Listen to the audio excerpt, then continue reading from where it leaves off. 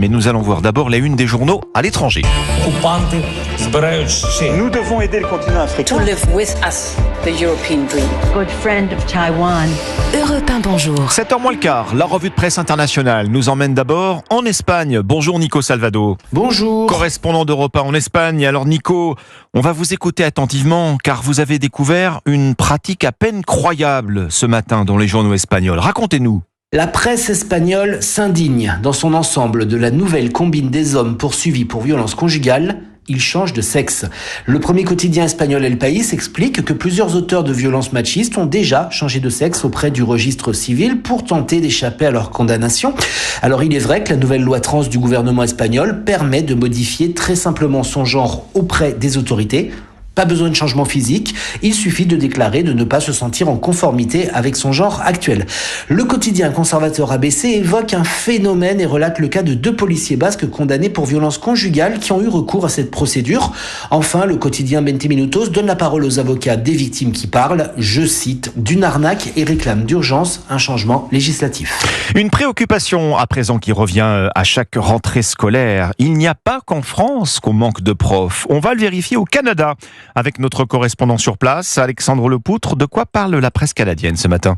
Eh bien, d'une pénurie d'enseignants au Québec. En pleine rentrée scolaire, des milliers de postes sont toujours à pourvoir.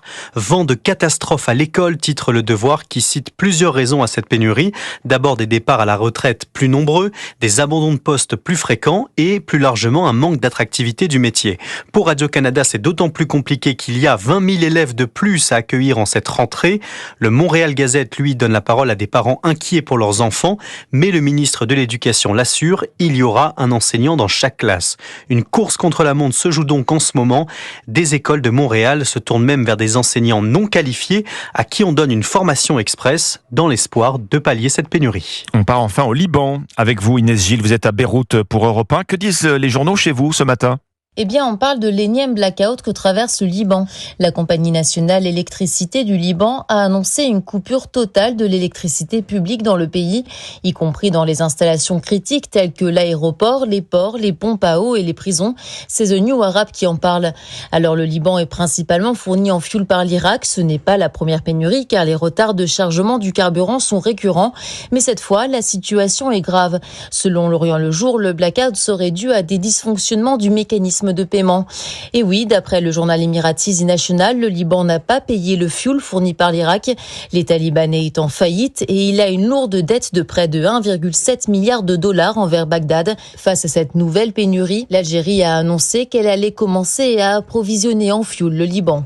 Merci Inès Gilles à Beyrouth pour Europe 1. Merci à nos correspondants. La revue de presse internationale vous a été présentée par Valtus, leader européen du management de transition. Déjà plus de 3500 missions dans 50 pays.